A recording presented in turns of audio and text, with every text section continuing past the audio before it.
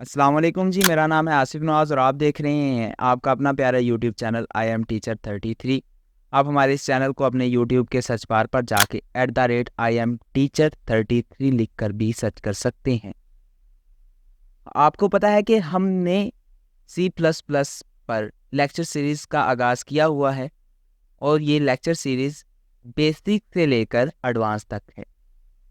तो अगर अभी तक आपने हमारा ये चैनल सब्सक्राइब नहीं किया तो जल्दी से सब्सक्राइब करते हैं और साथ लगे बेल आइकॉन को लाजमी प्रेस करें।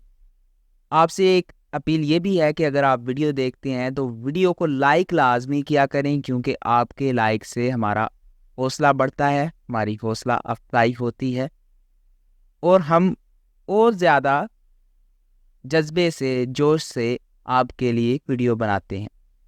चलें जी, आज के लेक्चर का आगाज़ करते हैं।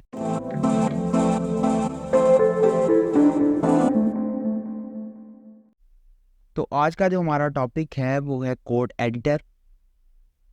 उस एडिटर में जो लिखा हुआ कोड है उसे कंपाइल करना और कंपाइल करने के बाद उसे रन करना।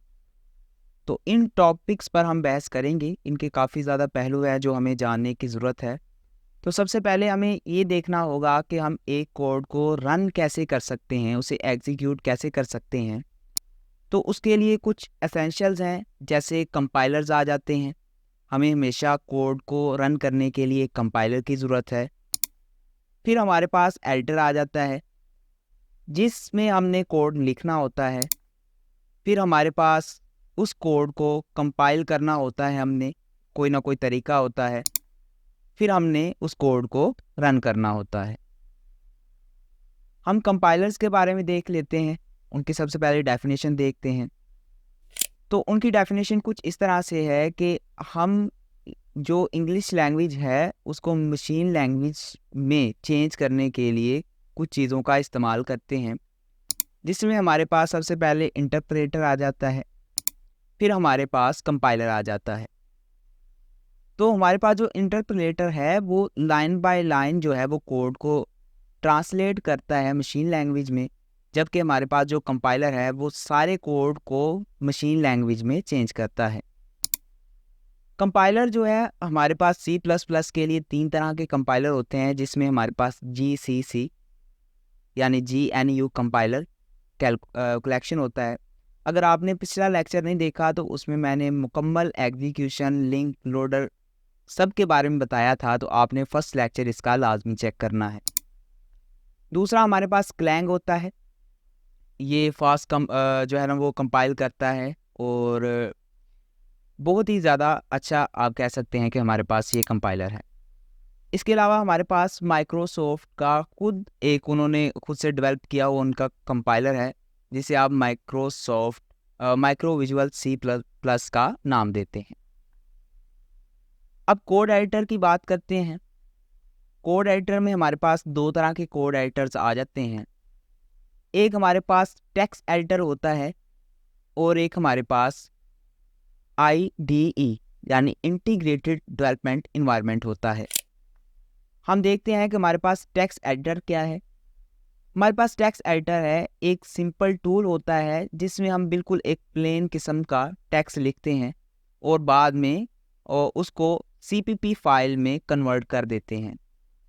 टेक्स्ट एडिटर के कुछ कॉमन जो है वो टेक्स्ट एडिटर मैं आपके सामने पेश कर रहा हूँ, जिसमें हमारे पास नोटपैड सबसे पहले है। नोटपैड आप किसी भी विंडो में, ऑपरेटिंग सिस्टम में, लिनक्स में या जिस मर्जी ऑपरेटिंग सिस्टम में देखें वहाँ पर आपको नोटपैड दस्तयाब होगा। कंप्यूटर का अपना नोटपैड होता है। इसके अलावा एक एक्सटर्नल नोटपैड भी इस्तेमाल हो जाता है जिसका नाम है नोटपैड प्लस प्लस।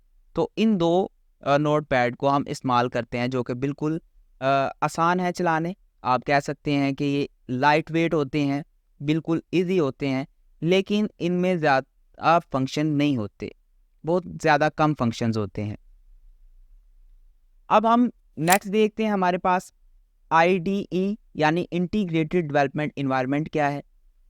हमारे पास ये एक कम्प्रहेंसिव सॉफ्टवेयर होता है जो कि मुकम्मल एक हमारे पास पैकेज पर मुश्तमिल होता है, जिसमें हमारे पास टेक्स्ट एडिटर भी होता है, जिसमें हम टेक्स्ट को एडिट कर सकते हैं, लिख सकते हैं।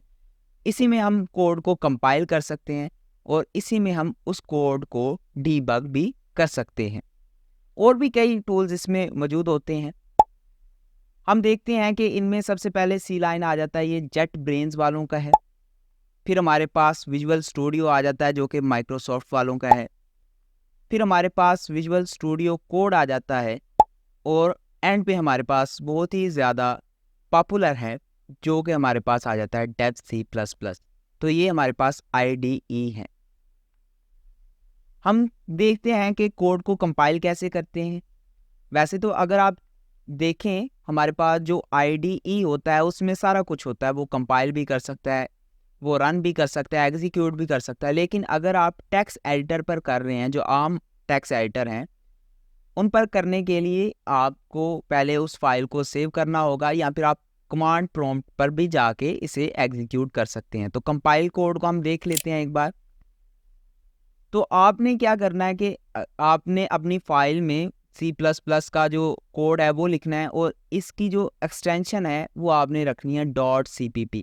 जब भी आप C++ की फाइल बनाएं, कोई भी फाइल बनाएं, तो उसकी जो एक्सटेंशन रखी जाती है वो रखी जाती है .cpp और बाद में उसका कोई ना कोई नेम रख दिया जाता है। जैसा कि मैंने नेम रखा अपने प्रोग्राम का माई प्रोग्राम .cpp, आगे ये एक्सटेंशन लगती है .cpp जो कि आइडेंटिफिकेशन करती है ये एक C++ की फाइल है।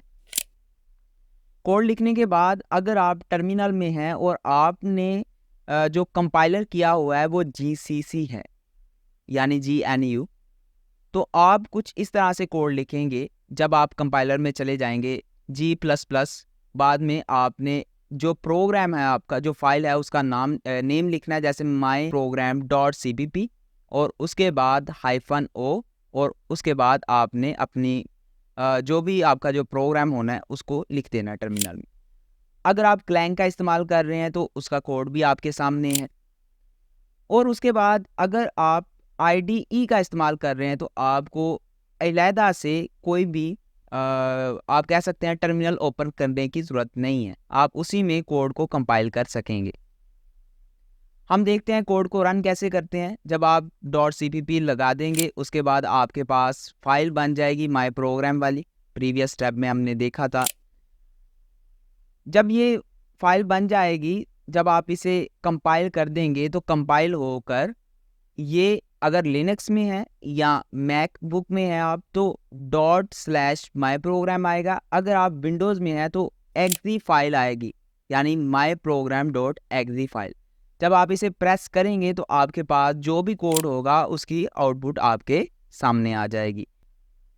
अब जैसा कि आपने देखा कि मेरे पास यहाँ पर मैंने एक कोड लिखा हुआ है जिसमें सबसे पहले मैंने प्री प्रोसेसर एक लाइब्रेरी का इस्तेमाल किया हुआ है। इसे प्री प्रोसेसर कहते हैं। अगर आपने वीडियो नहीं देखी पिछली तो उसे लाजमी चेक करें क्योंकि उसमें मैंने प्री प्रोसेसर के बारे में बताया हुआ है। उसके बाद हमने इसका स्टैंडर्ड नेम इस्तेमाल किया, फिर हमने एक फंक्शन का इस्तेमाल किया और ये फंक्शन जो है वो मेन फंक्शन एग्जीक्यूट करता है इस कोड को। अब मैंने क्या करना है, सबसे पहले फ़ाइल को सेव करना है, तो मैं फ़ाइल को सेव करूँगा। फ़ाइल को सेव करना है आपने किसी ना किसी नेम से, जैसे मैं इसे रख देता हूँ, अपने डेस्कटॉप पर जाता हूँ। डेस्कटॉप पर जाके मैं इसका नेम रख देता हूँ माई प्रोग्राम .cpp। आपने आगे एक्सटेंशन लगानी है .cpp। जब आप ये कर देंगे तो आपके पास ये एक CPP की फ़ाइल बन जाएगी। जब ये आप बना देंगे उसके बाद आप इसे एग्जीक्यूट करेंगे। अब एग्जीक्यूट कैसे करना है, आपको ऊपर एग्जीक्यूशन का एक साइन नज़र आ रहा है, आपने सिंपल इसे क्लिक करना है और यहाँ पर इसे सबसे पहले कंपाइल करना है। जब आप इसे कंपाइल करेंगे तो नीचे आपको आउटपुट नज़र आ रही है, ये इसे कंपाइल करेगा इस फाइल को। थोड़ी देर बाद प्रोसेस करने के बाद ये इसे मुकम्मल कंपाइल कर देगा। ये देखिए हमारी फाइल जो है वो कंपाइल हो चुकी है, जिसमें एरर भी कोई नहीं है और वार्निंग भी कोई नहीं है। अब चाहे तो यहाँ से ही आप इसे रन कर दें।